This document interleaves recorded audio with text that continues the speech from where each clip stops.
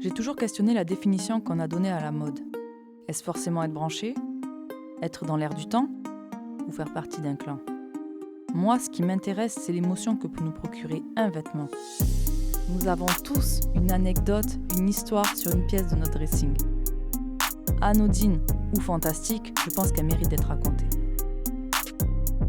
Bienvenue dans une histoire de sap. Ah, Paris. Paris, Capitale de la mode. Bref, on se retrouve à Paris pour rencontrer Gabin. Passionné de mode, je suis certaine qu'il a une histoire à nous raconter sur une pièce de son dressing. Trêve de bavardage. Let's go! Hello, je m'appelle Gabin, j'ai 24 ans, j'habite à Paris et je suis diplômé d'une licence en fashion design à l'école S-Mode. Ce que j'aime avant tout dans la mode, c'est que pour moi c'est vraiment un moyen d'expression. C'est un moyen de communiquer en fait sans parler. Si je devais qualifier mon style, déjà le premier mot que j'emploierais, je dirais workwear parce que je dois ça à beaucoup de mon père donc, qui travaille dans le bâtiment, donc des vêtements confort et surtout de la qualité.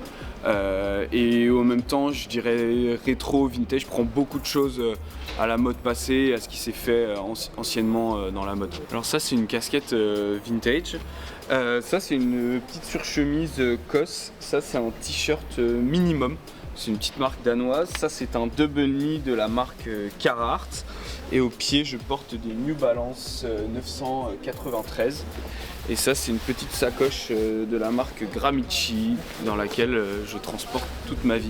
Et ça, c'est mes lunettes de soleil Sopi, petite marque fabriquée dans le Jura. J'ai mis cette casquette aujourd'hui, c'est pas pour rien parce qu'elle a une réelle histoire, une histoire assez ouf et assez sentimentale. Voilà.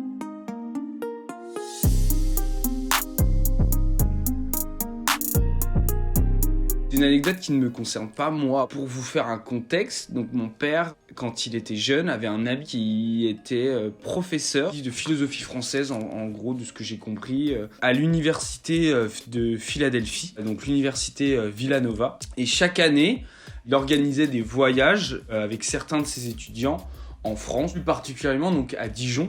Donc là où mon père a grandi. Et en fait, ma grand-mère travaillait sur le campus, sur la fac. Les élèves étaient logés donc sur le campus. Et du coup, mon père était amené à voir ses étudiants. Et en plus, comme il était ami avec Yann, il s'appelle le fameux professeur. Cette année-là, il a bien sympathisé avec le groupe d'étudiants en question. Plus particulièrement avec un élève. Et ils sont venus à une période où mon père allait fêter ses 27 ans. Et il a proposé à Yann, il lui a dit, bah écoute, si tu veux, viens à mon anniversaire accompagné de certains étudiants. Donc Yann accepte. Et il y a un des étudiants donc avec lequel mon père parle bien. Et en fait, il n'avait pas compris vraiment que c'était l'anniversaire de mon père. Il pensait juste aller à une soirée, quoi, comme ça. Quand il a tilté que c'était l'anniversaire de mon père, il lui a donné sa casquette. Et en fait, le tout de l'anecdote, c'est qui lui a donné cette casquette. L'étudiant en question était Bradley Cooper. Et donc Bradley Cooper est venu en France, a assisté à l'anniversaire de mon père et lui aurait donné cette casquette. Le mystère, c'est pourquoi c'est une casquette de cette université-là, étant donné qu'il n'y est jamais allé. Mais voilà, en gros, cette casquette a appartenu à Bradley Cooper.